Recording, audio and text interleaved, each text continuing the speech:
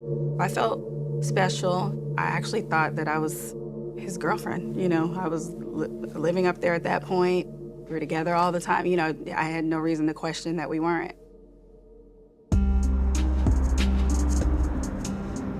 Life in the studio was kind of boring for the most part. You really couldn't have much interaction other than, well, I couldn't have much interaction with anyone other than Robert. At that time, I didn't know what a runner was. But later on, I realized it was just, the people that work at the studio, and they pretty much like run errands. My mom would call the studio. The runners would actually let Robert know that I had a phone call, and then he would let them know to transfer their call to me. I do know that there were times where when she would get through and she'd be upset and saying she couldn't contact me and things like that. So it very well could have been times where she was calling and they weren't allowed to put me through.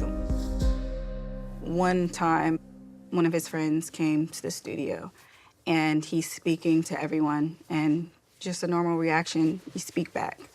Rob would get upset and say, "You're not supposed to speak to them. You don't speak to anybody. You just look straight forward. If they speak to you, you don't say anything." Pretty early on, he kind of introduced you to everything that he was into. It was instructed to call him daddy during sex, but it went from that to pretty much all the time he'd be daddy.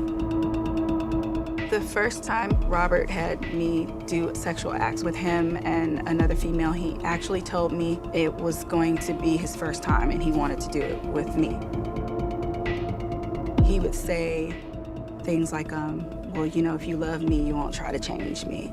If you love me, you'll accept me how I am. If you love me, you'll do these things for me. So those would be the little pep talks he would give me. Robert would film our sex acts sometimes. He would never ask me if it was okay to be filmed, but he never hid the camera or anything like that.